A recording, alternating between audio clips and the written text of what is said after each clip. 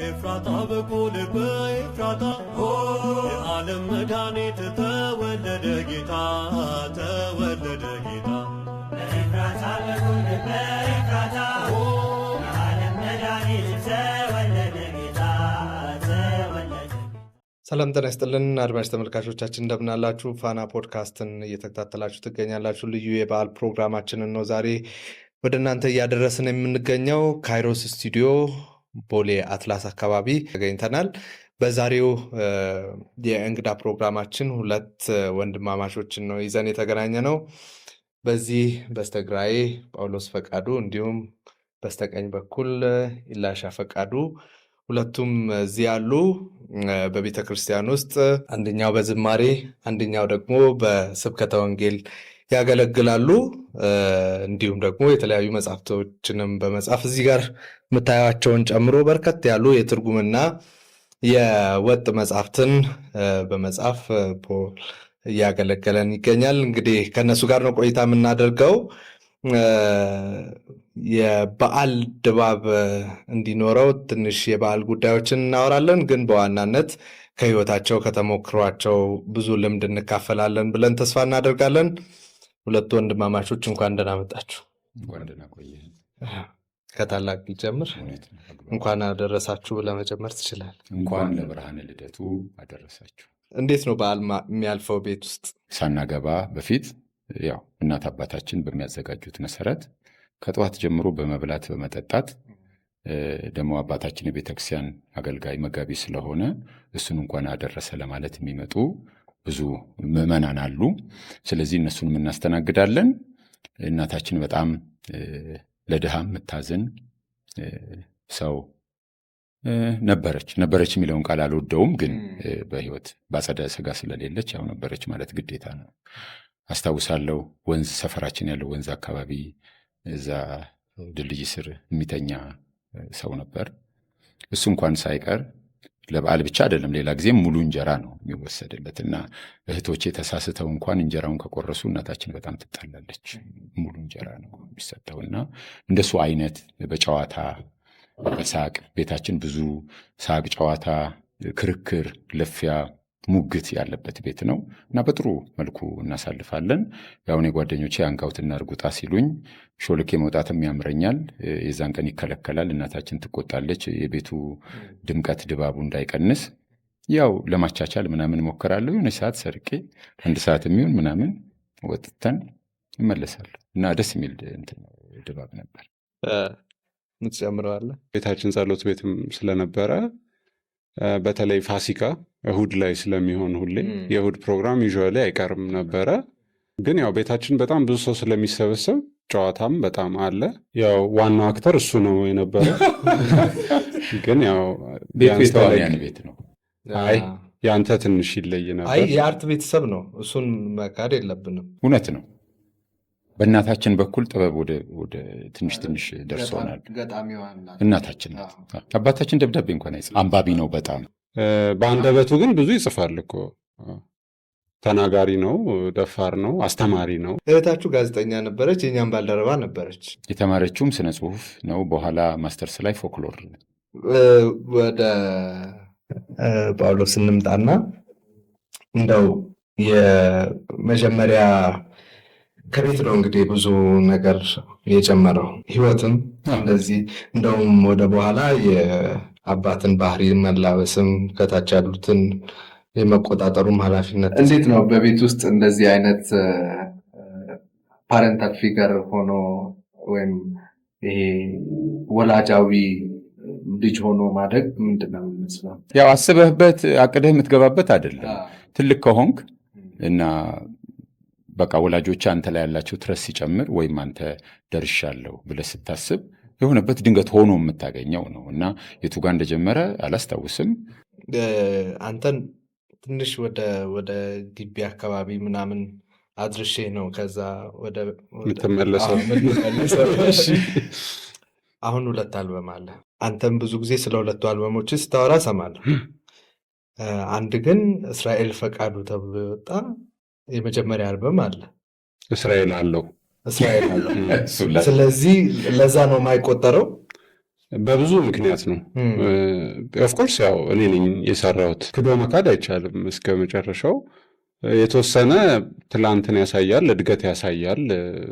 ያው ችግር ስላለው አይደለም የካድኩት፣ ግን ያው የመዝሙር አልበሞች ስለሆኑ መዝሙር መሆን አለበት ከሚባለው አሁን ከማውቀው ነገር አንጻር ብዙ የሚጎድለው ነገር ስላለ በተለይ ከመስሪያ ምክንያት ጋር ከአነሳሽ ምክንያት ጋር በተያያዘ በዛ ምክንያት ያው ብዙ ኳሊፋይ አያደርግም ብዬ አስባለሁ። ለዛ ቁጥር 3 ላይ ግን ቁጥር 2 ላይ እኔ ጥሩ አስተካክላል። ቁጥር 2 ላይ ግን ከዛ አልበም አንድ መዝሙር ወደዚህ እውነት ነው እናስታውሰው ህይወት ሆኖልኛል የሚለው መዝሙር ነው። ያው ከክርስቶስ ልደት ጋር ስለሚገናኝ ከክርስቶስ ልደት ጋርም እውነት ነው። ከልደቱም ሰው ከመሆኑ ጋር ከዛ ከስቅለቱም ጋር ከትንሣኤውም ጋር እና በዛ ውስጥ ሁሉ ለእኛ ከሆነልን ነገር ጋር የሚያያዝ ነገር አለው። እንደዚ አይነት ሀሳብ አለው። ህይወት ሆኖልኛል፣ ነፃ አውጥቶኛል፣ ለእኔ ሞቷልና አቀርባለሁ አምልኮ ምስጋና የሚል መዝሙር ከረዥም ከተከታታይ የትርጉም ስራዎች በኋላ ያልተንኳኩ በሮች የመጀመሪያ ወጥ ስራ ትመስለኛለች። ወጥ በኦሪጂናሊነት ከወሰድከው ልክ ነው። ግን ብዙ ጊዜ ወጥ ሲሉ የምሰማው በአንድ ርዕሰ ጉዳይ ላይ ለምሳሌ እዚህ ጋር እንዳሉት እንደሁለቱ መጽሐፍ ነው እንደሱ ማለቴ ሳይሆን ኦሪጂናል ትርጉም ያልሆነ የራሴ ስራ የመጀመሪያው ያልተንኳኩ በሮች ነው። ያልተንኳኩ በሮች በጣም አነጋጋሪ መጽሐፍ ነበር። አሁንም የሚያነሱት ሰዎች አሉ እና በአብዛኛው የፍቅር ጉዳይ ተነስቶበታል። እድሜ ነበር እንግዲህ ታደርጋለህ። እሱ በደንብ ታነሳለህ ይፈልጋል። ምንድነው እያነሳሳይ ነው? ወጣትነቱ ብቻ ነው ይመስለኛል። ያው በአንድ ቁጭታ የተጻፉ ጽሁፎች አይደሉም። በተለያዩ መጽሔቶች ላይ የወጡ መጣጥፎችን ለምን አልሰበስባቸውም ብዬ ነው። ያው ለዚህ ሰበብ የሆነኝን ነገር መግቢያው ላይ ጽፌዋለሁ። የመጀመሪያ ሀሳቤ የኔ አይደለም። እንደዛ የሚጨቀጭቁኝ ሰዎች ነበሩ። መጨቅጨቅ በሚባል ደረጃ የደረሰ ከዛ አንድ ሁለት ጽሁፎቼ ለሆኑ መጽሔቶች ሰጥቼ አምነውበት ግን በተለያየ ምክንያት ሳያወጡት ቀሩ። ሌሎች ሰዎች ጫና አሳደሩና ያኔ ነው የራስህን ለምን መጽሐፍ አታዘጋጅም ሰብስበህ የሚሉኝ ትዝ ያለኝ እና እነሱን ሰብስቤ ሳወጣ በተለያየ ወቅት ስለ ፍቅር በወንድና በሴት መካከል ስላሉ ግንኙነቶች የጻፍኳቸው ጽሁፎች ነበሩበት። ስለዚህ በተለያየ ዘመናት ምናልባት በ10 ዓመት ሂደት ውስጥ የጻፍኳቸው ጽሁፎች ስብስብ ነው። 24 ጽሁፎች ናቸው በትክክል ካስታወስኩ። የመጨረሻው ትርጉም ነው። ስለዚህ 23ቱ ናቸው የኔ እና በወጣትነት ስለ ፍቅር ብዙ አስብ ነበር ማለት ነው። ከዛ ደግሞ የምሰራው መዝሙር ቤት ነበር፣ ቪክትሪ መዝሙር ቤት እና ወጣቶች መጽሐፍ ሊያነቡ ይመጡና መንፈሳዊ መዝሙር ቤት ነው፣ መጽሐፍ እንሸጣለን። መንፈሳዊ መጽሐፍት ወጣቶች ብዙ ያነቡ፣ ምክንያቱም ለወጣቶች የሚመች ርዕሰ ጉዳይ አይደለም። ጥሩ ርዕሰ ጉዳዮች ቢኖሩም የሚጻፉበት ፍሰት ዝም ብሎ ጥቅስ የመደርደር የመገጥገጥ እንጂ የሚያጫውት አንብቡኝ የሚል የሆነ ዊቲ የሆነ ነገሮች አልነበሩም። ስለዚህ መጽሐፎቹን ብድግ ሳደርግ ሁል ቀን እኔ ግድ ማንበብ ስለምወድ አነባለሁ። ሰዎች ግን እንዲያነቡት በተለይ ወጣቶች አያነሳሳም። ስለዚህ ሳላስበው በውስጤ ወጣቶች የሚያነቡት መጽሐፍ ብጽፍ የሚልም ስለነበረ አይ ቲንክ የሁለቱ ድምር ወጣቶች ዘንድ በጣም አነጋጋሪና ተወዳጅ እንዲሆን አደረገው ማለት ነው። የመጀመሪያ መጽሐፍ የሆነው የራሴ የሆነ በጣም ትኩረት የሳበው በመጀመሪያው ወር ነው። በጣም አስታውሳለሁ። በእርግጥ መጽሔቶች ላይ ሲወጣም በርካቶች ርዕሶቹ አነጋጋሪ ናቸው። የሚወጡት ርዕሶች በዚህ ዘመን የዩቱበሮች ርዕስ አይነት ነገር ነው። ኧረ በስመ አብ እነሱ በሬ ወለደ ብለው የሚያጮሁ ከዋናው ጭብጥ ውጭ የሆነች የተጋነነች ነገር ስበው የሚያወጡ። ስለዚህ እንደሱ የጮኸ ርዕስ አይደለም። ያው ይጋብዛሉ፣ ሰው ይስባሉ ለማለት እንደሱ ኳሊፋይ ካላደረግክ በስተቀር ላሽ ፈዳንተ ልምጣ ይሻላል። ቁጣው እየመጣ ያው የስምህን ጉዳይ ብዙ ጊዜ ስለምታወራው ግን ብዙ ጊዜ በቤትም ደረጃ ለረዥም ጊዜ አድሬስ ሲያደርጉ ወይም ደግሞ ሲጠሩ የነበሩት ላሻ ነው የሚሉኝ የነበረው። የቤት ስሙ ላሻ ነው። ህጋዊ የሆነው ቅርብ ጊዜ ነው እንጂ ራሴ ነኝ ያወጣሁት። አሁን አባቢ እንደነገረኝ ከሆነ እኔ ፖዬን ለራሴ እንዳወጣሁት እንደዛ ማለት ነው። ስም ማን ነው ስባል ሕፃን ሆኜ እስራኤል ማለት ስለማልችል ላሻ ብዬ ነው አሉ እና ግን በኋላ ማሚ ቤት ውስጥ የምጠራኝ ስም ሆነ። ከዛ ሁሉም ቤት እላሻ ምልሻ እላ አልዬ አሁን እሙ እላ ነው የምትለኝ የነበረው ከልጅነት ጀምሮ። ስለዚህ ለቤተሰብ የሚታወቅና የተለመደ ስም ነው። በኋላ ግን ያው በተለይ ማሚ ካረፈች በኋላ ከዛ ደግሞ ወደ ሙዚቃ በጣም እየገፋው ስመጣ እንዲሁ ለእሷ ማስታወሻ የሆነ ነገር ላድርግ ብዬ ሳስብ መቼም እስራኤል አባይነሽ ባረገው አባቴ እየፎከረኝ ጫካ አባቢ ከሚሸፍት ብዬ ያው እላሻ አረኩት። ምንድን ነው ሲለኝ ስለ እናቴ የማወራበት እድል አገኛለሁ። ምክንያቱ ያ ነው። ግን ተጽዕኖ ግን አለው። አሁን ህዝቡ ሁሉ እያቆላመጠኝ ነው። ገባ የግዱን እና ደስ የሚል ስሜት አለው። ወደዚህ መጽሐፍ እንምጣና አርቲክል ከዚህ ማንበብ ፈልጌ ነው። ኢየሱስ ክርስቶስ ድንቅ ነው። የመወለዱ የምስራች በመላእክት ዝማሬ ታጅቦ ቢነገርም ውልደቱ ከሰዎች ይልቅ የእንስሳት እማኞች ነበሩት። በጨቅላነቱ ያቀፉት አረጋውያን የህይወት ዘመናቸው ጉጉት እርሱን ማየት እንደነበር መስክረዋል። ነገስታት ግን በውልደቱ ተሸብረዋል። ከዋክብትን የሚመረምሩ ጠቢባን ስግደትና ስጦታ ሊያቀርቡለት በኮከብ ምሪት አገር አቋርጠው መጥተዋል። ቅዱሳት መጽሐፍትን አጥንተው የት እንደሚወለድ ያወቁት ጸሐፍትና ካህናት ግን አላመኑበትም። አገልግሎቱንም ሲጀምር ከወዳጆቹ ቀድመው ያወቁት አጋንንት ነበሩ እያለ ይቀጥላል።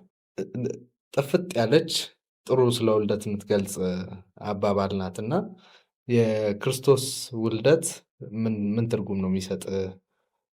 የጻፍክልን አለ። እውነት ነው። ምናልባት አጥራብንም ከሆነ ሰፋ አድርገን እንድናየው ምን ትርጉም ነው የሚሰጥ? ለእኔ ለህይወቴ ትልቅ ትርጉም ያለው ነው የክርስቶስ ውልደት።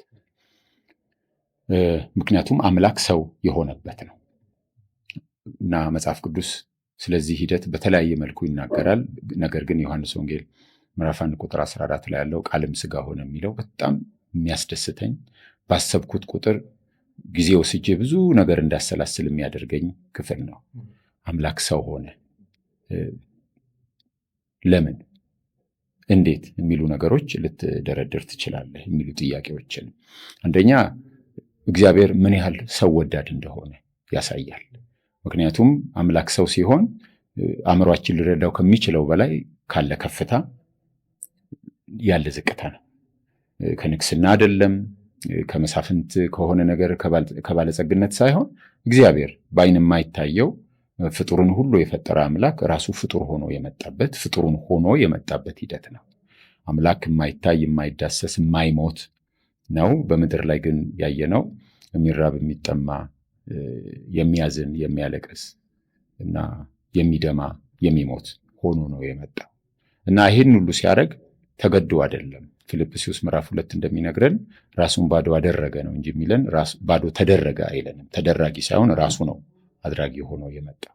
ስለዚህ ይሄ ሁሉ የሚያሳየን አንደኛ ሰውን እግዚአብሔር የወደደበት ጥልቀት፣ ሁለተኛ እግዚአብሔር ራሱን የገለጠበት። እግዚአብሔር ፍቅር ነው ስንል የእግዚአብሔርን ፍቅር ሊገልጥልን የሚችለው ነገር ምንድን ነው? እግዚአብሔር ተራራን ሸለቆን ስለፈጠረ ነው ፍቅሩን የምንረዳው? ምኑን ነው? ታላቅነቱን ሊገልጥልን ይችላል። እግዚአብሔር ዝናብ ስለሚያዘንብ አየር ስለሰጠን ነው የእግዚአብሔርን ፍቅር የምናውቀው? እነዚህ ነገሮች ሁሉ ፍቅሩን ሊገልጡ ይችላሉ። ግን ፍቅሩን በትክክል በቃ የመጨረሻ የገለጠበት መንገድ ምንድን ነው ብለን ስናስብ ሰው ከመሆኑ ጀምሮ እስከ መስቀል ሞት ድረስ ያለውን ከዛም በኋላ ያለውን በምድር ላይ የነበረውን ቆይታ በስጋ መወለዱን፣ በስጋ መከራ መቀበሉን፣ በስጋ መሞቱን ስናይ እሱን ሁሉ ነው የሚገልጠልን እና በሰዋዊ አእምሮ ይህንን ድንቅና ረቂቅ የሆነ ነገር ተንትነን ለመረዳት አንችልም። ሁሌ ጥያቄዎች ይኖራሉ። ጌታ ኢየሱስ መልስ ብቻ ሳይሆን ጥያቄም ነው። እንዴት አምላክ ሰው ይሆናል? እንዴት ነው የኖረው? አምላክነትና ሰውነቱ እንዴት ተኳኳኑ? እንዴት ሆነ? የሚሉ በጣም ብዙ ጥያቄዎችን ከፍልስፍና አኳያ ከብዙ ነገር አኳያ የምትፈትሽባቸው ናቸው። ግን አምላክ ሰው መሆኑ ብቻ አይደለም፣ የተወለደበት ቦታ በምድር ላይ የት መወለድ እንዴት መወለድ እንዳለበት መወሰን የቻለ እሱ ብቻ ነው።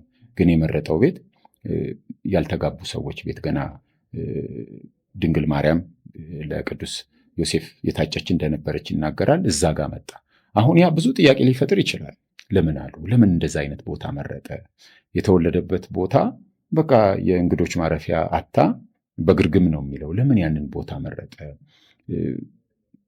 ልጅ የወለደች የበኩር ልጅ የወለደች እናት ጠቦት ማቅረብ አለባት። ጠቦት ማቅረብ ካልቻለች እርግብ እንድታቀርብ ይናገራል። እርግብ ነው ያቀረቡት፣ ዋኖስ ነው ያቀረቡት። ስለዚህ የገንዘብ አቅምም አልነበራቸውም ማለት ነው። እና ለምንድን ነው ያንን ሁኔታ የመረጠው ብለህ ስታስብ ሆን ብሎ ዝቅታን የመረጠ ነው። ለምንድን ነው?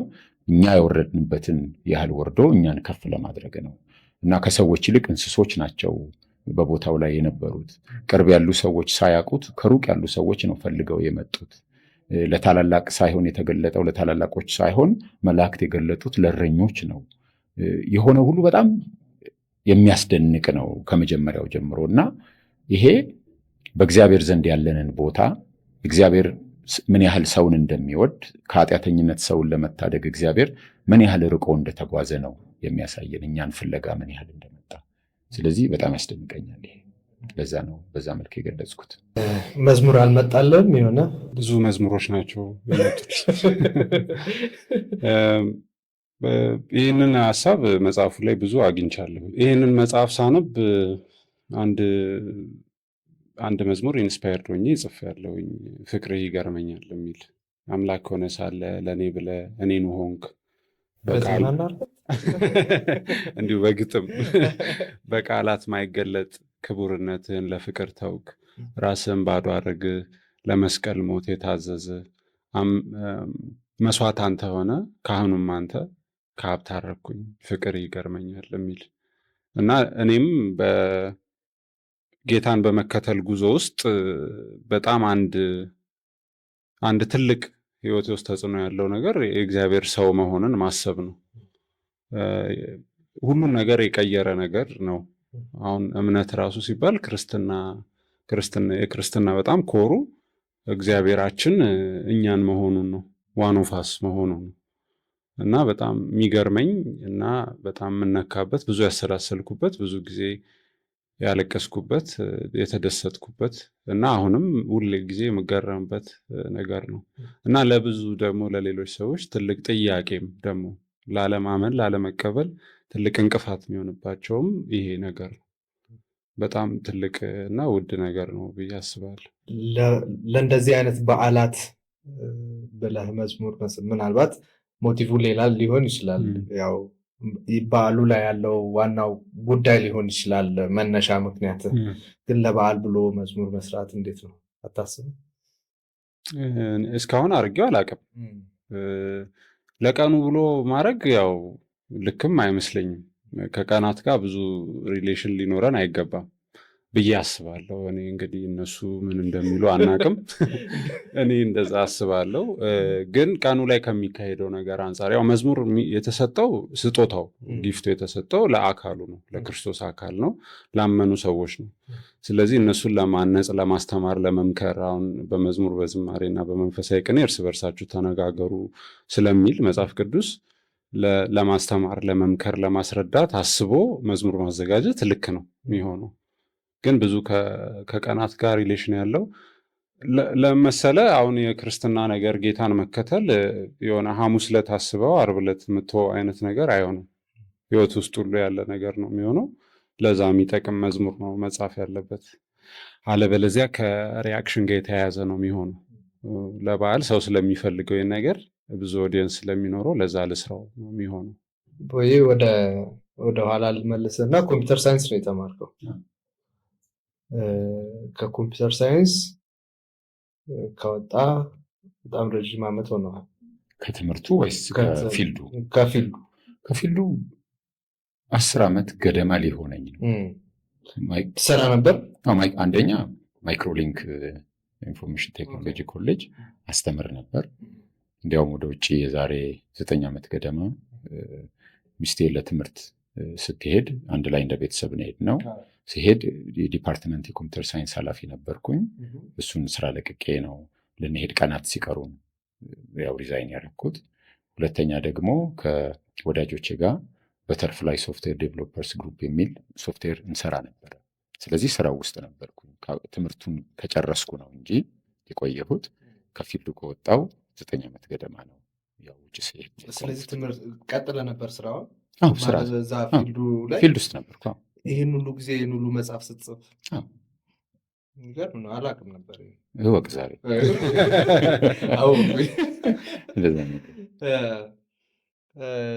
የግቢ ቆይታ እንዴት ነበረ? 5 ዓመት ከዛ እንደውም 1 ዓመት ግቢ ሳትቆይ አትቀርም። እኔ መጀመሪያ አካባቢ 2 ትምህርት ልማር ሞክሬ ነበረ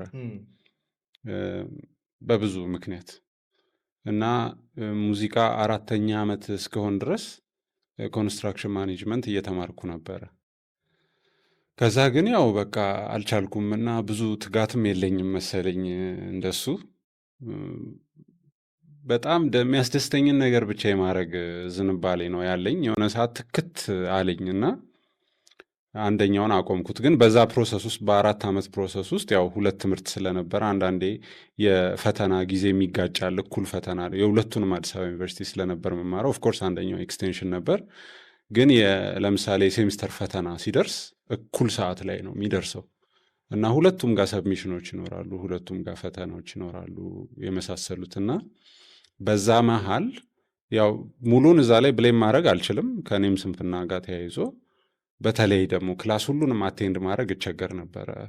ስራም ደግሞ የሆነ ሰዓት ላይ እሞክር ነበር ከአንድ ወንድሜ ጋር በመሆን የስጋ ሳይሆን ከቤት ውጭ ያለ ወንድሜ ጋር በመሆን ስራም እንሞክር ነበር ቢዝነስ ነገር እና 2 ትምህርት እማራለሁ። ስራውን ደግሞ የሆነ ሰዓት እዛ መኖር ይኖርብኛል ምናምንና አንዳንድ ክላሶች አቴንድ አላደርግም ነበር። በተለይ የሜጀር ኮርስ ደግሞ ስትሪክት ነው። በተለይ ያው እንደ መምህሩ ሊወሰን ይችላል። ግን የተወሰኑ ክላሶች አቴንድ ካላረግ ፈተና ላይ አትቀመጥም። በዛ ምክንያት 1-3 ኮርስ ነበረ ያው ራሱ ሜጀር ኮርስ ሆኖ ተከታታይ። ከዛ አንዱን ሳትወስድ ስቀር ደግሞ ቀጣይ ሴሚስተር ተከታታይ ነው ተያያዥ ነው እና በዛ ምክንያት 1-3 ኤፍ ነበረኝ። ጌታ ረድቶኝ ያው በ1 ዓመት ተባብረውኝ ቀና መምህራንም ስለነበሩ መጀመሪያ ሴሚስተር፣ 2ኛ ሴሚስተር ከዛ ክረምት ተከታታይ እንደዚህ ወስጄው በ1 ዓመት ጨረስኩኝ። 6 ዓመት ነው የቆየሁት ዲግሪ ስማር። ያሬድ በጣም ብዙ ነገር ማለት ይመስለኛል። ታሪክ ነው፣ እውነት ነው፣ ጥበብ ነው እና ደግሞ እውቀት ነው። በጣም ብዙ ነገር ማለት ይመስለኛል። እና የያሬድን ቆይታ እንዴት ነው የምታየው? ያደግኩት እዛ ነው ብዬ ነው ማስበው። አንደኛ ረዥም ዓመት ነው የቆየሁት። ያው 6 ዓመት ቀላል ጊዜ አይደለም። ከዛ ሰው አድጎ ይሄ የመጀመሪያ ለወንድ በተለይ በጣም አስፈላጊው የህይወቱ ሰዓት ይመስለኛል የኮሌጅ ሰዓት እና ከቤተሰብም ያው ስለምንላቀቅ ፉሊ ሪስፖንስብል ስለማይሆኑ ለእኛ ራሳችን ስለምንሆን ከዛ ደግሞ ያው እንደ ትምህርቱ ባህሪም ደግሞ ወጣህ ማለት ነው። አልወጣም አይ ቲንክ 2ኛ 3ኛ ዓመት ይመስለኛል ከቤት የወጣሁት።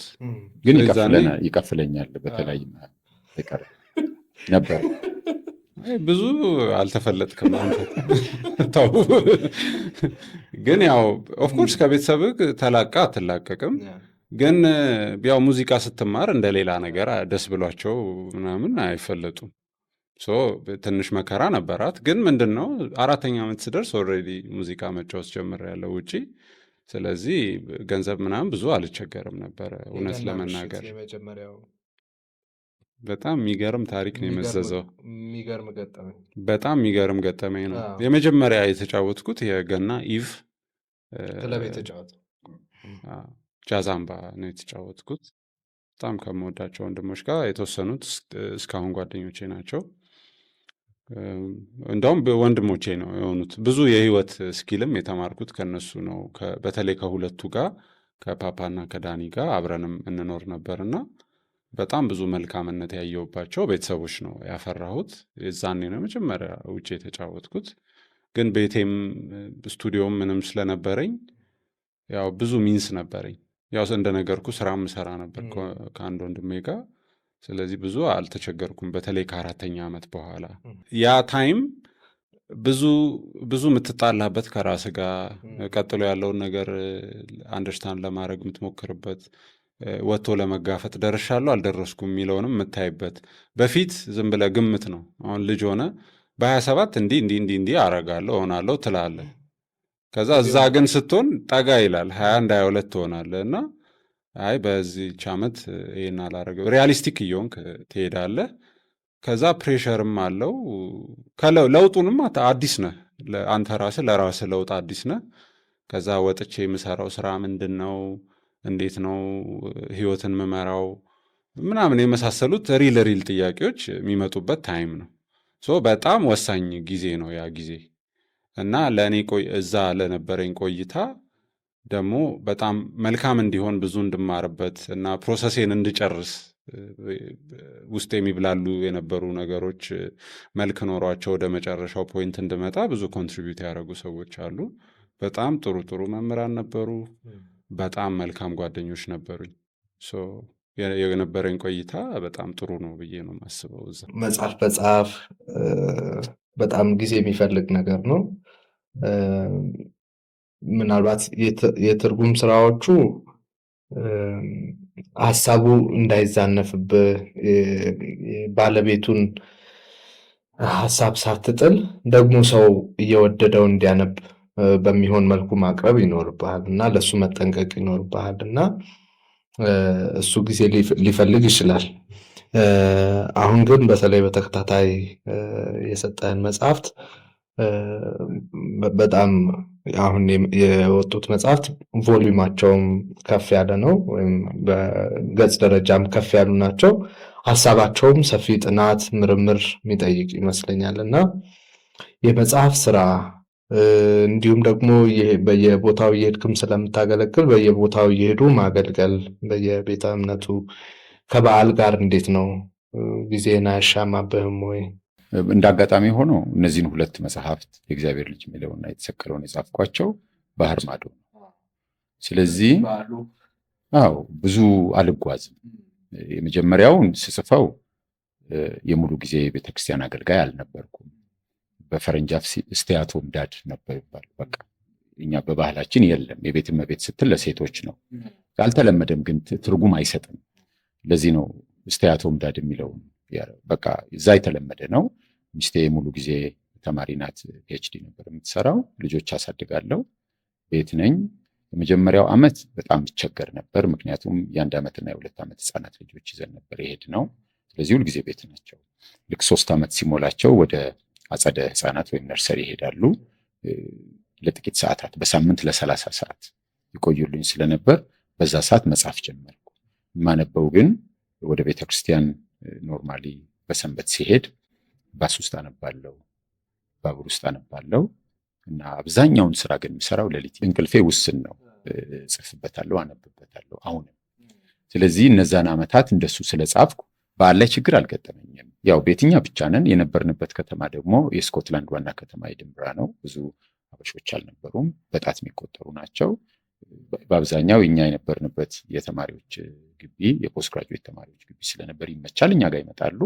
እዛኔ በቀላሉ እዛው ታከብራለህ። አንድ ቀን ምናምን አብሮ በቃ ደስ የሚል ነው የነበረው ድባብ። ብዙ አላስቸገረኝም። ይሄኛውን ስጽፍ ግን አሁን የሙሉ ጊዜ የቤተክርስቲያን አገልጋይ ነኝ። በመጋቢነት አገለግላለሁ፣ በማስተማር እግዚአብሔርን ቃል። ስለዚህ ዋና ስራ አለኝ ማለት ነው። ስለዚህ የትርፍ ጊዜ በሳምንት 2 ቀን አለኝ። አንዱ ግን ቅዳሜ ስለሆነ ከልጆቼ ጋር አሳልፋለሁ።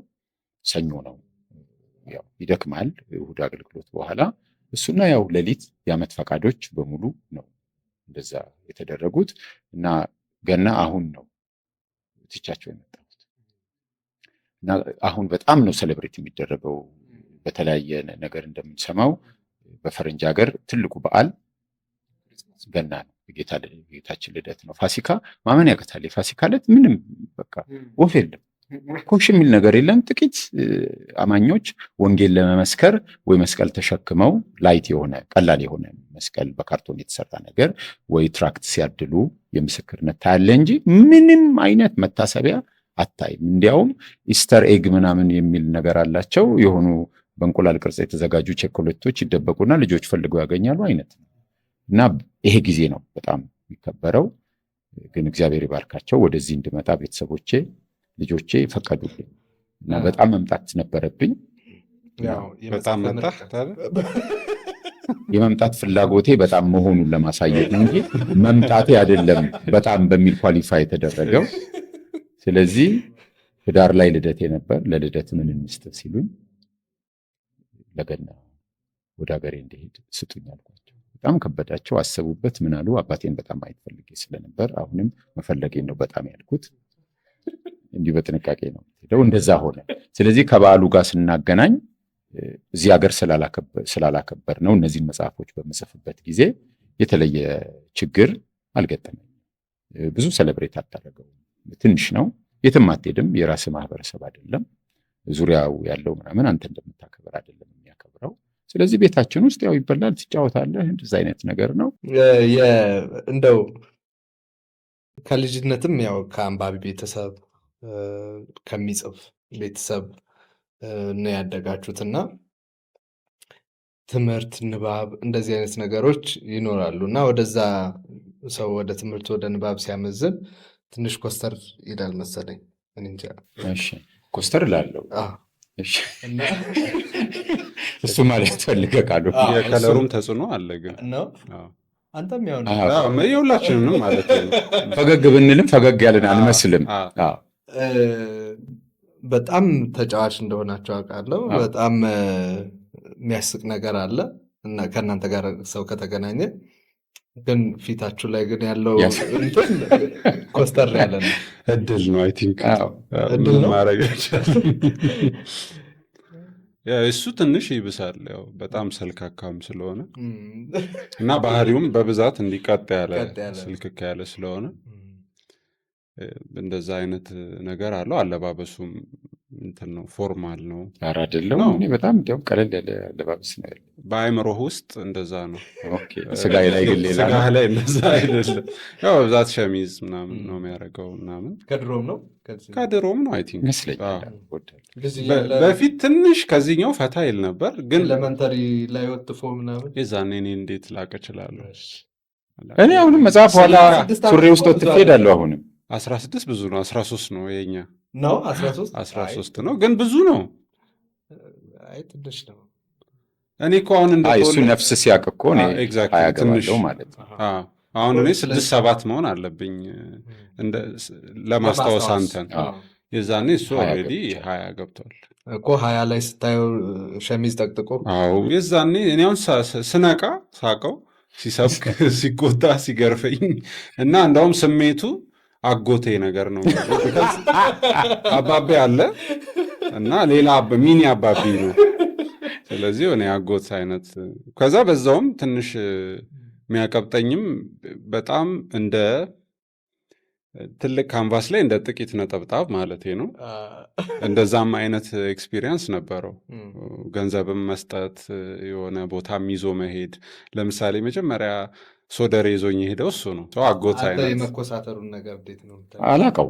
አላውቀውም። እኔ እንዲያውም በጣም አሽዋፊ እንደሆንኩ ነው እና ሁሌ የምመከረው። የሚገርምህ እናታችን ተመክረኝ የነበረው ያው አልሰማሁም፣ ቀልድ ቀንስ።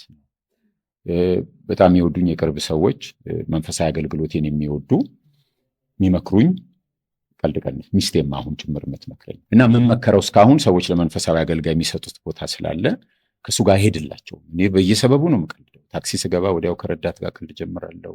ዛሬ ካወቅኩት ሰው ጋር እስካሁን ይኸው ከእናቴ እስከ ሚስቴ የምመከረው ቀልድ እንድቀንስ ነው እና ትንሽ አንዳንድ ሰው የመምረጥ ነገር አንዳንድ ቦታ ትንሽ ቁጥብነት እያመጣሁ ነው። ግን እኔ ነፃነቴን ምተው አይመስል እቀልዳለሁ እና ለምን ኮስታራ ምናምን አድርገው እንደሚስሉኝ አላውቅም። መጽፋቸው ጽሁፎች ትንሽ ድምፀታቸው ቃናቸው ጠንከር ያለ ስለሆነ የመገሰጽም ነገር ስላለው ፐርሰናሊቲም እንደሱ ይመስላቸዋል ሰዎች። በኋላ ሲቀርቡኝ የሚደነግጡት በዛ ነው። የሳሉኝ ስዕል ጋር በምንም ታሪክ አልገጥምም። ሲቀርቡኝ ምጽፈው ሌላ ነው፣ ግን በቅርብ ሲያዩኝ በተለይ ያልተንኳኩ በሮች ብዙ ሰዎች እና እሷ ላይ እሷ ላይ ባዩት እና ሌሎችም ጽሁፎች ላይ ጠንከር ያሉ ጽሁፎች ላይ ባሉት ነገሮች ተነስተው ውስጤን የተዋወቅኩት ባልተንኳ ነገሮች ነው። ንገረን። የሶሪ ለቀን እና ይሄን ያህል አስፈሪ አይደለም ማለት ነው። በቃ ይሄን ልጅ ባገኘው ብላ ጻፈችልኝ ማለት ነው። አትሰማው ማለት እሷ አይ መጽሐፉን ካነበቡ በኋላ አድናቆታቸውን ለመግለጥ ሰዎች በግራ በቀኝም ይጽፉልኝ እና እሷ መጽሐፎች ልትልክልኝ ውጭ ሀገር ተማሪ ነበረች። ቤታችን በጣም ብዙ መጽሐፍት አሉ። አባታችን ኢንሳይክሎፒዲያ ብሪታኒካ ሳይቀር ቤት ውስጥ አለ እና ይገርመኛል። የተማረው አባታችን 12ኛ ክፍል እንኳን የወሰደው እኔና እህቴ ሃይስኩል ከገባን በኋላ እና ከ12ኛ ክፍል ያለፈ እውቀት የለውም አባታችን። እናታችን ናት ኮሌጅ የበጠሰችው እና ግን ኢንሳይክሎፒዲያ ያለ እና ቤት ውስጥ በልጅነቴ ተንበርክኬ ወንበር ላይ ጠረጴዛው ጋር ለመድረስ ኢንሳይክሎፒዲያ ስዕሎች እያየሁ ነው ያደግኩት። ስለዚህ መጽሐፍ ሲጀምር ቤት ውስጥ መጽሐፎች አሉ። እየሳብኩ ሪፈረንስ ወይ ማጣቀሻ እነሱን ነው መጽሐፍ። እሷ ውጭ ሆና ስታያቸው መጽሐፉን ወዳው ስታየው ግን ማጣቀሻዎቹ የ60ዎቹ ምናምን ነው።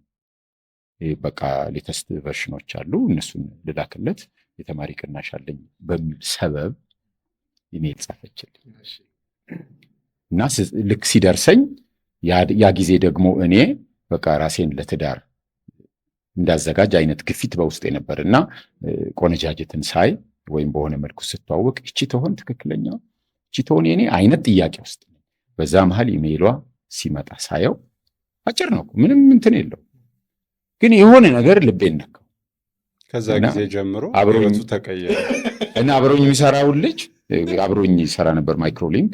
አሁንም ለንደን አብረነን እሱ ፒኤችዲውን ጨርሶ ይሰራል አንድ አስትራዜኔካ የሚባል ድርጅት ውስጥ። እቺ ልጅ ነፍስ አላት አልኩት በመጀመሪያ ኢሜይል። ነፍስ አላት ማለት ይህን ስደርስበት ነው የምታበራራው። አገላለጽ ነው። አሪፍ ነገር አሪፍ ሰው ስራም እቺ ስራ ነፍስ አላት ይላል እና አሪፍ ሴት ናት ማለት ነው። እንግዲህ ወደዚህ ወደዛ ስንጻጻፍ ስልክ ወደ መደዋወል ምናምን በቃ የፍቅርሽ ሚዳቆ ልቤ ላይ ፈንድቆ ስንባባል ቆየን። እግዚአብሔር ቸር ነው ፈቀደ። ያው ተጋብተን ወደ 14ኛው ዓመት እየደረስን ነው። በዚህ መጽሐፍ ብዙ የደረሰብሃል። እሱንማ አወራለሁ። የደረሰልህንም አብረህ አውራ። ባላንስ በዚህ መጽሐፍ አይደለም ብቻ ቀጥታ ግን ያው በእሱ ጽሁፎች እኔ በተለይ ደግሞ ብዙ ክብርማ አገኛለሁ። አሁን የጳውሎስ ወንድም በሚለው እሱን የሚወዱት ሰዎች በቀላሉ አክሰፕት ያደርጉኛል። ይሄ ጥቅም ነው። እንደዚህ የቤተሰብ ምንድን ነው የሚባለው? ከቤት ውስጥ የሆነ ጥሩ ሰው ሲኖር በቃ በሆነ በጥሩ ነገር የሚታወቅ ሰው ሲኖር ይረዳል። ከዛ ደግሞ በሌላኛው ሳይድ ደግሞ የማይወዱት ሰዎች ካሉ፣ የሚፈሩት ሰዎች ካሉ ገና አንተን ቼክ ሳያደርጉ አንድ ጂን ነው በማለት የዛ ቤት ልጅ በመባል የሆነ ነገር ይኖራል። አሁን ለምሳሌ እንዲህ 1920 አካባቢ ሆኜ ጓደኞቼ መሃል እንዲህ አይነት ነገር ነበረ። የዛ ቤት ልጅ ነው እሱ፣ እዛ ቤት እንደዚህ ያለኞች ናቸው፣ በጣም አንባቢዎች ናቸው፣ አይምሯችሁ ላይ እንዳይጮትባችሁ ምናምን ተብዬ አውቃለሁኝ። እኔ ብዙ አላነበብኩም። ያው ግድ የነበሩትን 3-4 መጽሐፍት ያነበብኩ ይመስለኛል። ቤት ውስጥ አንድ ለእናቱ የታንጉት ሚስጥር ምናምን የመሳሰሉትን፣ ፍቅር እስከ መቃብር ምናምን ግድ የነበሩ አሉ። ቤት አባቢ በግድ የሚያስነብበን። ስለዚህ ወደዛ ብዙ አልተሳብኩም። ግን የእሱ ወንድም ስለሆንኩ ብቻ እስካሁን እንደ አንባቢ እቆጠራለሁ። ጥቅምም አለው ጉዳትም አለው።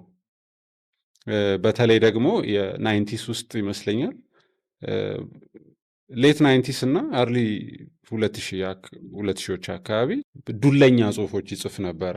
በተለይ ሙዚቃ እንደሚወድ ሰው፣ ከሙዚቀኞች ጋር አብሮ ሶሻላይዝ ለማድረግ እንደሚሞክር ሰው የእሱ ወንድም ነው ምናምን ሲባባሉ ይገጥመኛል። ሲጠቃቀሱም ወይ ደግሞ ሰው ገና ሲያስተዋውቀኝ ለምሳሌ የጳውሎስ ወንድም ነው ሲል ያኛው ሰውዬ ላይ ማየው ፊት በቃ የመደንገጥ የመጠንቀቅ ምናምን ገባ እና እኔ ደግሞ እንደዛ አይደለሁም ብዬ አስባለሁ። አይደለም እና መጀመሪያ ላይ ትንሽ ተቸግሬ ነበረ። ከዛ በኋላ ግን ብዙም ኬርም አላረኩም። ቀድሞ የሚፈርጅ ሰው ጋር ያው ብዙ ኤክስፕሌንም ለማድረግ ምናምን አልሞክርም። ከዛ ደግሞ እሱም ጌታ እየረዳው እየለሰለሰ መጣ። በዛ ምክንያት ሞር ጥቅሙ እያመዘነ መጣ። እንግዲህ አንድ ምልከታ ነው ይሄ። ምንም እንደው ተጎዳው ቢልም ብዙ አልተጎዳውም ነው። አይ ነው ለጨዋታው ነው፣ ለእውነት ግድ በመሰኘት ለጽድቅ ግድ በመሰኘት እንጂ በሌላ ክፋት ሰዎችን ለመጣል ሰዎችን ለመጉዳት በሚደረግ ነገር አይደለም። ስለዚህ ስቲል የእግዚአብሔር ስራ ነው። በህይወቴ ውስጥ የተለያዩ እርከኖች ነበሩት። ጠንከር ያሉ ነገሮች ያስፈልጋሉ። ደግሞ የሃይማኖት አስተማሪዎች ዋና ዓላማውም እኮ የምክር ቃል፣ የትምህርት የምንሄድበትን አቅጣጫ እንዲያሳዩ ነው አይደል? እና የተግሳጽ እና እነሱ ነገሮች ያስፈልጋሉ። ቤተክርስቲያን ውስጥ፣ መስጂድ ውስጥም፣ የትም በየእምነቱ እነዚህ አይነት ዲሲፕሊን የሚያደርጉ ነገሮች ሁሌ በተሰጡ ቁጥር ሰው ራሱን እንዲገዛ ራሱን እንዲያይ የሚያደርጉት እነሱ ነገሮች ይመስሉኛል። እንደው ወደ በዓል ጨዋታችን እንመለስና ከበዓል ምኑ ነው ደስ የሚል? በዚህ አውድ የምናወራው ስለ ጌታ ልደት ነው። ከዛ ውጭ በዓል ስንል እኔ ማከብራቸው በዓላት አንደኛ ያው የጌታ ልደት ነው የምናከብረው፣ ሁለተኛ የጌታ ስቅለትና ትንሣኤን ወይም ፋሲካን ነው የምናከብረው፣ ሌላው ደግሞ እንደ ኢትዮጵያዊ አዲስ ዓመትን ነው የምናከብረው። ስለዚህ መጀመሪያ እድሜ እግዚአብሔር ሰጥቶን እዛ ቦታ ስላደረሰን ነው። ሁለተኛ ደግሞ በተለይ ገናንና ፋሲካን ካሰብን ጌታችን ለእኛ ያለውን ነገር ያደረገውን ነገር የምታስብበት፣ በእግዚአብሔር ዘንድ ያለንን ቦታ የእግዚአብሔርን መልካምነት የምናስብበት ነው። ከዛ ባሻገር ደግሞ ቤተሰባዊ ነገርም አለ። ምናልባት እኔ አባቴን የምጠይቀው ዛሬ ሆኖ እሱ ደግሞ ነገ ሊጠይቅ ይችላል፣ እቴ ከነገ ወዲያ። ስለዚህ አንገናኝም ማለት ነው በተለያየ ቀን ስለምንሄድ። በዓል ሲሆን ግን ሁላችን ከያለንበት በአንድ ጊዜ ስለምንሰባሰብ፣ ከዛም ባሻገር ትዳር የመሰረት ነው የትዳር ጓደኞቻችንን ልጆቻችንን ይዘን ስለምንመጣ ትልቅ ቤተሰብ ይሆናል። የድሮ ጨዋታዎች፣ ትዝታዎች ይነሳሉ። መብላት፣ መጠጣት፣ መሳሳቅ፣ ብዙ ሙግት የድሮውን ታነሳለ እና ቤተሰቡ ያንን ሁሉ የሚደሰትበትን አውድ ስለሚፈጥር እሱ በጣም ደስ ይላል። ስለዚህ በእነዚህ ነገሮች ነው የምደሰተው። ማስታውሰው እግዚአብሔር ለዛ ቀን ስላደረሰን ምስጋና፣ በአንድነት እንዲህ በብዛት መሰባሰባችንና ትዝታዎች መነሳታቸው፣ እንዲሁም ደግሞ የበዓሉን ዋና ምክንያት የእግዚአብሔርን ቸርነት የምናስብበት ቀናት ለመንፈሳዊ ነገር ብዙ ይጠቅማሉ ብዬ አላስብም። እታረማለሁ የሚጠቅሙ ከሆነ። አብዛኛው ነገር ሁሌ የምናስበው፣ ሁሌ የምንኖርበት፣ ሁሌ የምናደርገው ነገር የየዕለት ነገር ነው መሆን ያለበት። ግን ቀናት ይረዳሉ መታሰቢያ ስለሆኑ ለሰዎች ለመንገርም እንደ ብሬክ ሰው ከነበረበት ውጥረት እርፍ ሲል ቀኑ ምንድን ነው ለምንድን ነው የሚለውን ለማሰብ ለመንገርም ቀናት እና የተለያዩ መታሰቢያዎች ይጠቅማሉ። አሁን በመጽሐፍ ቅዱስ ላይ በብሉይ ኪዳንም ድንጋይም ምንም ለመታሰቢያነት የሚያደርጉት እንደ ሐውልት የሚያቆሙት እግዚአብሔር የሚሆን ነገር ለምሳሌ ባህር ሲከፍል የሆነ መታሰቢያ፣ መዝሙርም ያው እንደዛ ያደርጋሉ። ሙሴም መዝሙር ጽፏል። እህቱም ከቆነጃጅት ጋር ሆና በከበሮ ሰለብሬት አድርገዋል በዜማ። ሌሎችም ያዕቆብም ራእይ ካየ በኋላ ለዛ ቦታ እንደዛ አድርገዋል።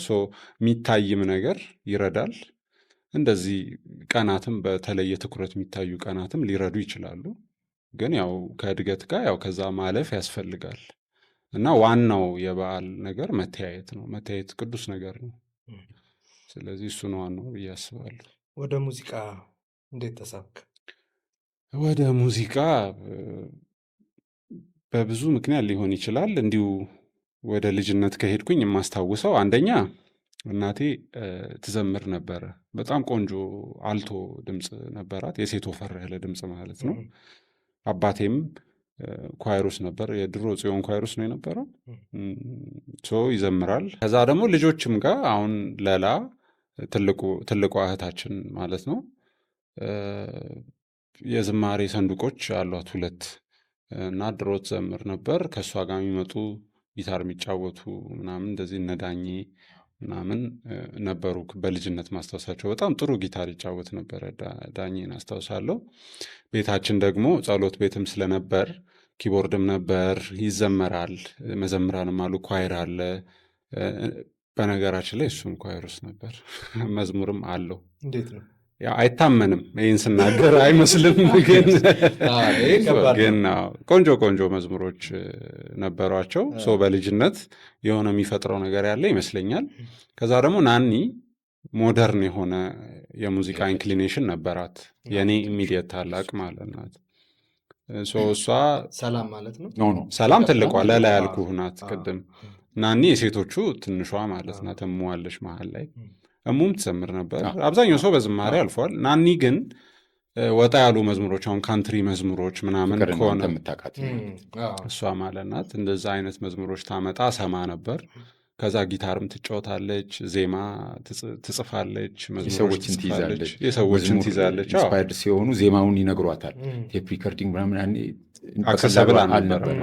እሷ ዜማ አትረሳም፣ ትይዝና ሌላ ቀን አስታውሽን ሲሏት ታስታውሳለች።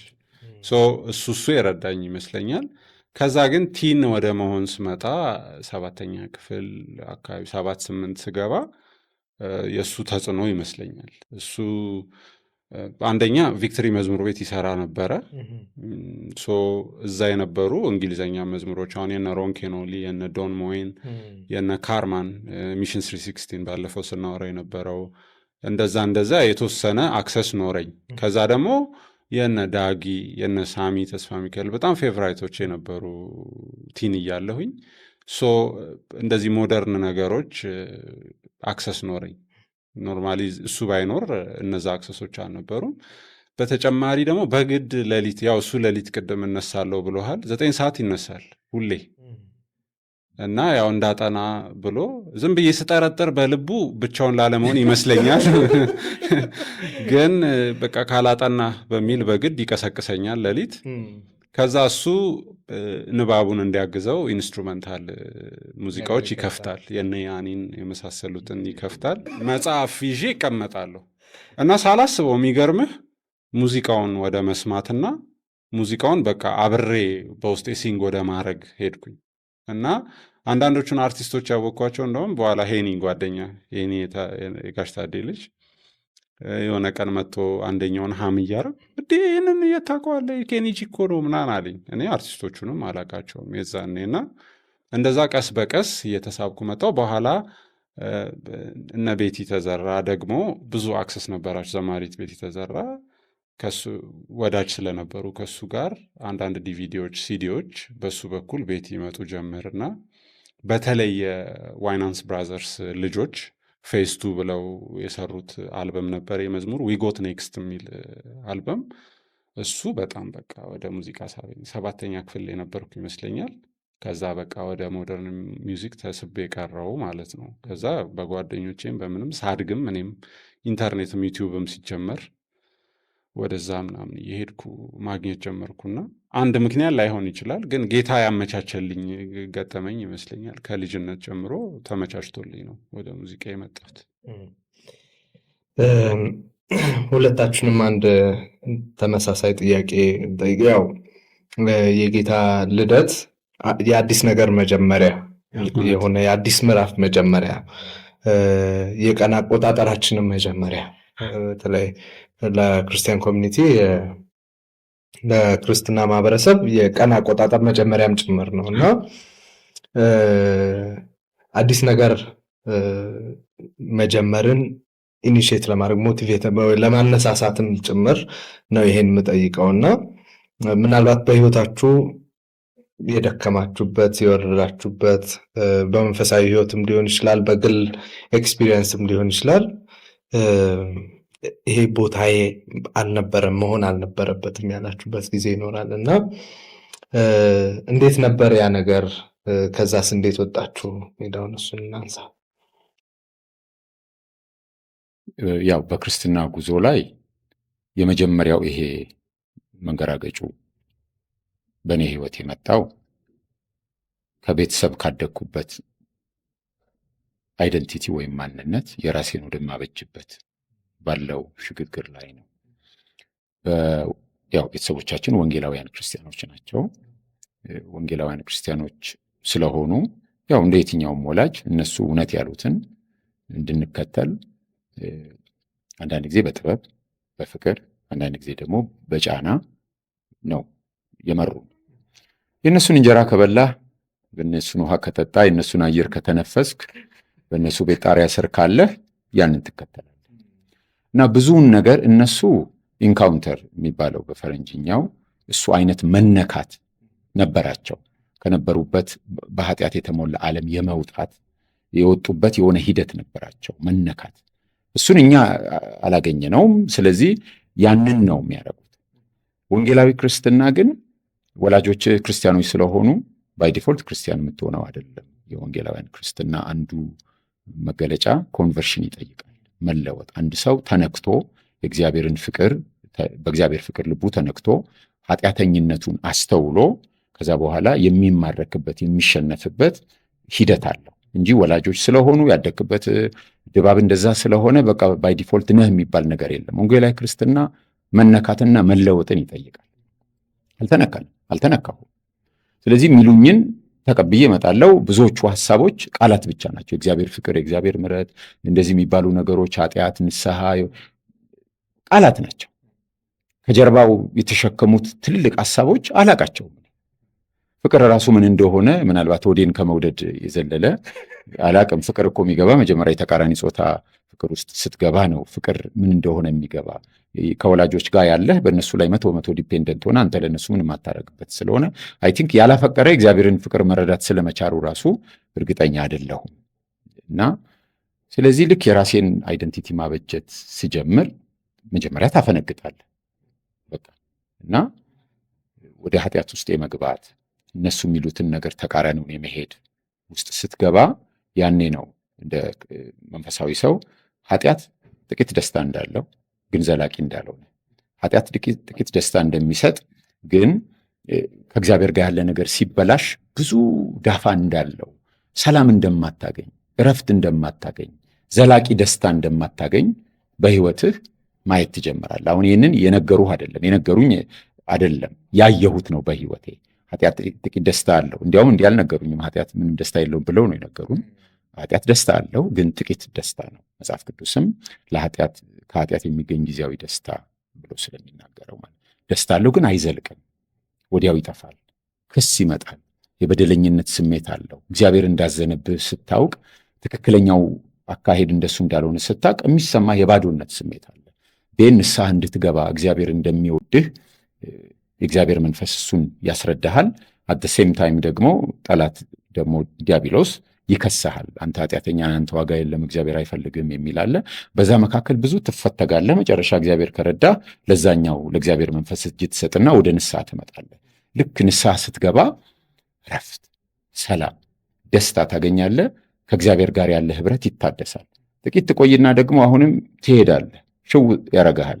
ምክንያቱም የመጀመሪያውን ታግለህ ከሄድክ ሁለተኛው እየቀለለ ነው የምትሄደው። ስለዚህ ኃጢአትን የመደጋገም ንስሐ የመደጋገም እንዲህ የመመላለስ ነገር አንተን ራሱ ያሰለችሃል። የሚሳልብህ አንተ ለእኔ እንዲህ ከሰለቸኝ ለእግዚአብሔርስ የሚል ነገር ውስጥ ትገባና በራስህ ተስፋ ወደ መቁረጥ ግደለኝ ወደ ማለት ሁሉ ልትመጣ ትችላለህ። እንደሱ ብዬ ጸልዬ ስለማቅ ነው የንስሐ ምልልሴ ሰልችቶኝ ማለት ነው። በዛ ሂደት ውስጥ ግን እግዚአብሔር ረዳኝና በቃ ለእግዚአብሔር የመኖር ቁርጠኝነት ውስጥ እንድገባ የእግዚአብሔር መንፈስ የእግዚአብሔር ጸጋ አገዘኝ። ስለዚህ ከዛ በኋላ ያ መንገድ የራሴ መንገድ ነው ማለት ነው። ወላጆቼ ሂድ ያሉኝ መንገድ ስለሆነ አይደለም አሁን የሚሄደው፣ እነሱ ስላመኑት አይደለም ማምነው፣ ስለተነካው እውነቱ ስለገባኝ ልኖርለትም ልሞትለትም የሚገባ እውነት እንደሆነ አሁን ስለገባኝ ነው። ስለዚህ የመጀመሪያው የኔ ዝቅታ የተፈጠረው ወላጆቼ ከሰጡኝ ማንነት የራሴን ፈልጌ ወደ ማግኘት ባለው ሽግግር ውስጥ በሄድኩበት ነው። እኔ ልጓሜን በጥሼ ገመዴን በጥሼ ሄድኩ መስሎኝ ነበር፣ ግን እግዚአብሔር አርዝሞልኝ ነበር እንጂ ገመዱን አልተቆረጠም ነበር። ሲስበው ተመለስኩ። ግን ከዛም በኋላ በእግዚአብሔር ቤት ውስጥ ባለ በመንፈሳዊ ሕይወት ጉዞ ውስጥ ሁሉ ነገር ጤናማ ቀጥ ያለ መንገድ ነበር ማለት አይደለም። ተስፋ የመቁረጥ በህይወት ላይ የተለያየ ነገር ሲገጥም፣ በሰዎች የመከዳት በሰዎች የመጎዳት ሲገጥም፣ እግዚአብሔር ላይ የማዘን በእግዚአብሔር ቅር የመሰኘት ከዛ በኋላ በቃ እንደሚወድህ ሳይሰማ ሲቀር ትንሽ ልብ የመንሸራተት ወደ ኃጢአት የመግባት ከዛ የመመለስ እንዲህ አይነት ነገሮች ነበሩ። እግዚአብሔር በቸርነቱ ግን እሱንም ያሳልፍህና ቀጥ ያለ ህይወት ትኖራለህ። ስለዚህ ያነሳኝ ነገር የእግዚአብሔርን ፍቅር መረዳት፣ ስደክምም የሚገስጸኝ እወድሃለሁ ተመለስ ነው። በኃጢአት ስቆሽሽም ታጠብ ንጻና አሁንም ጤናማ ኑሮ ፍቅር ነው። ስለዚህ በየጎዳናዬ ላይ ያቆመኝ የእግዚአብሔርን ፍቅርና የእግዚአብሔርን ጸጋ መረዳት ነው። አሁንም የምናገረው እሱም ነው። በዚህ መጽሐፍ እንኳን የተሰቀለው በሚለው እግዚአብሔር የሰው ልጆች ወዳጅ እንጂ ባላንጣ እንዳልነበረ፣ ልጁንም ሲሰጠን ከቁጣ ሳይሆን ልጁን የሰጠን ከፍቅር እንደሰጠን፣ እግዚአብሔር ጠላታችን አይደለም፣ እኛንን ጠላቶቹ የሆን ነው። ስለዚህ እግዚአብሔር ሁልጊዜም ስንመለስ ሊቀበለን እጁን ዘርግቶ ነው የሚቀበለን።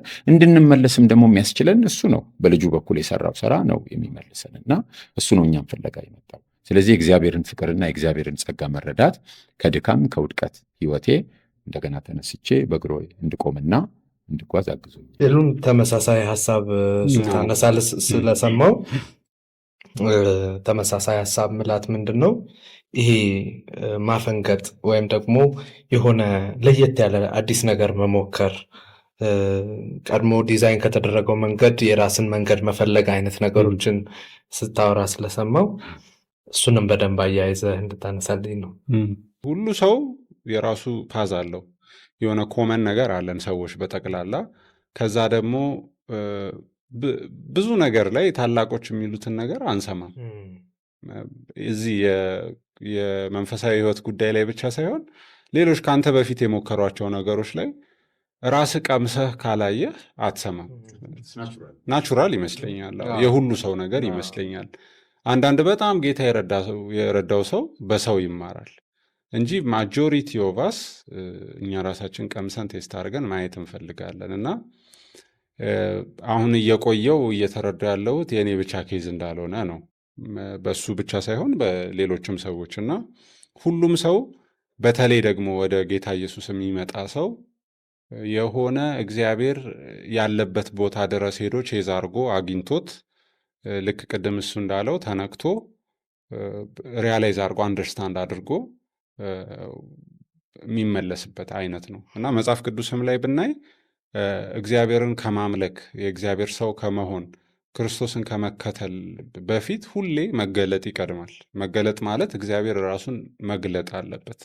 ከዛ እዛ እውቀት ላይ የተመሰረተ ምላሽ ነው ክርስቶስን ወደ መከተል እግዚአብሔርን ወደ ማምለክ የሚያመጣው እና ያው ኬዛችን ይለያያል። የኔንም ባውራ የኔ ደግሞ ሌላ አይነት ኬዝ ነው፣ ግን ኮመን ነገር አለው። እኔም እዛ ቤት ነው ያደግኩት።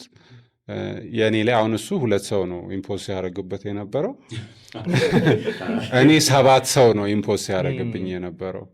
ያው ለላ ብዙ አልተጫነችም፣ አንተን የተጫንካት ብዬ ነው።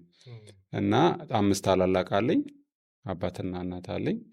ከታላላቆች ደግሞ ያው እሳቸው ደግሞ ሞር ሪስፖንስብልም ስለነበረ በብዙ መንገድ ልክ እሱ እንዳለው እኔም የራሴ ወደ መሆን ስመጣ ሁሉን ነገር ወደ መጣል ነው የመጣሁት። ያው ኮንትሪቢዩቲንግ ፋክተርስ አሉ ብዙ፣ አንድ አይደለም። ዲስአፖይንትመንት ምናምን ሊኖር ይችላል። ከዛ ግን ሜጀር ግን የሚወስድህ ነገር ሲንፉል ዲዛይር ነው። በውስጥህ አለ የሆነ ኪሬስ የሆነ ፍጥረት አለ ውስጥህ ሄዶ መቅመስ መንካት ምናምን የሚፈልግ በዛ ተገፋፍቼ ያው ብዙ ነገር ውስጥ ገብቼ ነበረ። ብዙ ምክንያት ነው። የስ እኔም ወጥቼ ነበር። በኋላ እኔም የመጣሁት የጌታን ፍቅር አንደርስታንድ አድርጌ ነው። በጣም የሚገርመው ያው በብዛት በትእዛዝ እንደዚህ በጫና ስለነበረ ቅድም እሱ አሁን ያላፈቀረ ሰው ስለ እግዚአብሔር ፍቅር መረዳት አይችልም ብሏል። እውነት ነው። መጽሐፍ ቅዱስም የሚለው እኛን አይተው ሰዎች እግዚአብሔርን የተረዱትን ሰዎች ወይም ተረድተናል የምንለውን ሰዎች አይተው ስለ እግዚአብሔር እንዲያውቁ ነው፣ እሱን እንዲያከብሩ ነው። እናንተን አይተው የሰማዩን አባታችሁን ያከብሩ ዘንድ ነው መጽሐፍ ቅዱስም የሚለው። ልክ እንደዛ ሁሉ ሰው እግዚአብሔርን አውቃለሁ የሚሉ ስለ እግዚአብሔር የሚናገሩ ሰዎችን እርምጃ ይከታተላል። ስለዚህ እግዚአብሔር የምንገምተው ነው ብለን የምንገምተው ባየነው ነው። እና ፍቅር በአብዛኛው በሰዎች መካከል ትራንዛክሽናል ነው። የሆነ ነገር ታረጋለህ፣ ትወደዳለህ። የሆነ ነገር ስታረግ ትጠላለህ። ስለዚህ ስለ እግዚአብሔርም ስናስብ የመጀመሪያ የሰዋዊ እውቀት የሚነግረን ነገር በቃ ጥሩ ስታረግ ይወድሃል፣ መጥፎ ስታረግ ይጠላሃል ነው። በዛ ላይ ተመስርተህ ህይወትን ለመግፋት ስትሞክር ያው በቃ እግዚአብሔር ደግሞ ይፈልገዋል እንደ አዲስ ራሱን ኢንትሮዲውስ ማድረግ፣ ራሱን ለአንተ እንደ አዲስ መግለጥ ስለሚፈልግ ያንተ መንገድ ያጠፋሃል። መጨረሻ የጠፋህበትና በራስህ ተስፋ የቆረጥክበት ቦታ ጋር መጥቶ እንደ አዲስ ራሱን ኢንትሮዲውስ ያደርግሃል። እና ልክ እግዚአብሔር እንደሚወደኝ ያወቅኩ ቀን ቃል የወጣኝ ቃል እንዲህ ተወድጃለሁ እንደ የሚል ቃል ነው የወጣኝ። ከዛ በእንባ ነው በቃ የተመለስኩት። ከዛ ቀን ጀምሮ ቀላል ነው የሆነው። ከውስጥ የሚወጣ ስለሆነ ከውጭ የሚመጣ ነገር ይከብዳል፣ ብዙ ጊዜ አይዋሃድም። ከውስጥ ግን የሚወጣ ከሆነ ያው በእግዚአብሔር ኃይል የሚደረግ ነገር ስለሆነ ከዛ በኋላ ይቀላል። ያ ማለት ለጥ ያለ ሜዳ ይሆናል ማለት አይደለም። ኤቭሪዴይ ምድር ላይ እስካለን ድረስ ትግል ይኖራል። ዋናው ትግል ደግሞ ከስጋችን ጋር ያለ ትግል ነው የሚሆነው። ግን ያው ከውስጥ ድራይቭ የሚያደርግ ቅዱስ መንፈስ ስላለ ያው የአሸናፊ ነው የሚሆነው ጉዟችን ማለት ነው። እንደዛ ነው እኔም ኤክስፒሪየንስ አድርጌዋለሁ። ሙዚቃ አለ፣ መዝሙር አገልግሎቱ አለ፣ እንደገና አልበም አለ፣ ሌላ የኳየር ስራም እንደዚሁ አሁን የተጀመረ ፕሮጀክት አለ። በቅርብ ጊዜ ውስጥ የምናያቸው ነገሮች አሉ ምልህ ጉዞ አለ ምናምን። ከነዚህ ነገሮች ጋር ተዳምሮ እንዴት ነው አዲስ ነገር እጃችን ላይ የሚገባ ነገር አለ? አዲስ ነገር እንዲኖር ተስፋ አደርጋለሁ። በጣም ከዚህ በኋላ ያለውን የመዝሙር አገልግሎቴን በተቻለ መጠን በክናንያ የዝማሬ አገልግሎት ውስጥ ለማድረግ እመኛለሁ። በጣም ብዙ እየደከምን ያለንበት፣ ብዙ እግዚአብሔር ደግሞ እየረዳን ያለበት እና ብዙ ፍሬ የምንጠብቅበት ስፍራ ነው። ስለዚህ በቅርቡ የሆኑ ነገሮች ይኖራሉ በዛ አቅጣጫ። ስለ ዝማሬ በተለይ ደግሞ ስለ ዝማሬ አጻጻፍ የተዘጋጀ መጽሐፍ ይኖራል በቅርብ ጊዜ። ከዛ ደግሞ የተለያዩ ትሬኒንጎች ይኖራሉ፣ መዝሙር ነክ የሆኑ መዝሙርና የመዝሙር አገልግሎትን ሰፖርት የሚያደርጉ የሙዚቃ ትሬኒንጎች ይኖራሉ በተለያየ ፕላትፎርም፣ ኦንላይንም ኢንፐርሰንም። የክናንያ ኳየር ደግሞ አሁን ትሬኒንግ ላይ ነው ያለው። 1 ወር አልፎናል። የ3 ወር ትሬኒንጉን ስንጨርስ ደግሞ ለማህበሩ ለክርስቶስ ማህበር የሆነ ደግሞ የሚታይ የሚገለጥ የሆነ ነገር ለማድረግ እናስባለን። ስለዚህ እነዛ በየራሳቸው ጊዜ ይመጣሉ ብዬ አስባለሁ። ሰንዱቅም እየሰራው ነው የራሴን። ጊዜያቸውን እየጠበቁ ይመጣሉ። 3ኛ ማለት ነው። አሁን ኑሮ በውጭ ሀገር ነው፣ በባህር ማዶ ነው እና በርካታ መጽሐፎች ተጽፈዋል። የሆነ ማረፍ ፈልጋለሁ የምትልበት ጊዜ ይኖራል፣ ግን ደግሞ የሚጠብቅህ ብዙ ነገር አለ። ምን እየሰራህ ነው አንተስ? ማረፍ የምፈልግበት ጊዜ ነው የሚል ቦታ አይደለሁም እኔ። እንዲያውም መሰራት ያለበት ነገር ብዛት እና የኔ ማነስ እያደር እያሳሰበኝ በምን መልኩ ሌሎች ሰዎችን ማገዝ፣ በተለይ ከኔ ወጣት የሆኑ እና አቅም ያላቸው ሰዎችን በምን እየደገፍኩ ወደዚህ አይነት አገልግሎት እንዲመጡ ማድረግ እችላለሁ የሚል የኃላፊነት ስሜት አይ ቲንክ ከእድሜ የሚሄድ ጋር እንደሱ እየመጣ ነው እንጂ የማረፍ ስሜት የለኝም። ግን ማረፌ ግዴታ ነው። አሁን ለምሳሌ ልጆቼ እንዳትጽፍ ብለው ፋይናሊ ለአንድ ዓመት ላልጽፍ ቃል ሰጥቻቸዋለሁ። ቃሌን እጠብቃለሁ። 1 ዓመቱን ያው አነባለሁ። ሌሎች ላረጋቸው የሚገቡ ነገሮች አሉ፣ ግን ለ1 ዓመት እንደማልጽፍ ቃል ገብቻለሁ። በተጨማሪም ደግሞ እኔ አሁን እያዘጋጃቸው ያሉት መጽሐፍት የወጡት 2ቱን እና ምናልባት ከዚህ በኋላም እግዚአብሔር ቢፈቅድ የምሰራቸው በአጭር ጊዜ በ1 ዓመት ምናምን የሚያልቁ አይነት መጽሐፍት አይደሉም። ጠለቅ ያሉ ጥናቶችን፣ ያለንበትንም አውድ፣ በእኛ መካከል ያሉ ጥያቄዎችን በደንብ አጥንቶ ኦነስት በሆነ እውነት በሆነው መንገድ እኛም መካከል መታረም ያለባቸው ነገሮች ካሉ የማቅረብ ስለሆነ ዓመታት የሚፈጁ አይነት ናቸው። ስለዚህ በቅርብ ጊዜ የማወጣው መጽሐፍ ያለ አይመስለኝም፣ ግን አይታወቅም። ሌሎች በተለያዩ አጋጣሚ የምጽፋቸው መሰበስባቸው ነገሮች አሉ፣ ግን እንደዚህ አይነት እንዲሆኑ ስለምፈልግ እነሱን ችላ አላቸዋለሁ። አላቅም የሆነ ግፊት መጥቶ የሚያሳምነኝ ሁኔታ ውስጥ ከገባው ሌላ መልክ ያላቸው ሊመጡ ይችላሉ። ግን በቅርቡ ምንም ማስበው መጽሐፍ የለኝም። ይበቃን ይመስለኛል። በጣም ጥሩ ቆይታ ነበረን። በጣም ነው ማመሰግነው። አድማጭ ተመልካቾቻችን እናንተንም ከልብ አድርገን እናመሰግናለን ስለተከታተላችሁን። በዓሉን በጥሩ እያሳልፋችሁ እንደዚህ አይነት ቆንጆ ጨዋታ ደግሞ እየሰማችሁ እንደሆነ ተስፋ እናደርጋለን። ሌሎችም ከፋና የሚተላለፉ ዝግጅቶች ይቀጥላሉ። እኛ ግን ከወዲሁ እንሰናበታለን። ጳውሎስ ፈቃዱ እንዲሁም ላሻ ፈቃዱ እዚህ ካይሮስ ስቱዲዮ ተገኝታችሁ እንደዚህ ያለውን ቆይታ አብረን እንድናደርግ ስለፈቀዳችሁ በጣም አመሰግናለሁ። መልካም በዓል ይሆንላችሁ። በኤፍራታ በኩል በኤፍራታ የዓለም መድኃኒት ተወለደ ጌታ ተወለደ ጌታ በኤፍራታ በኩል በኤፍራታ የዓለም መድኃኒት ተወለደ ጌታ ተወለደ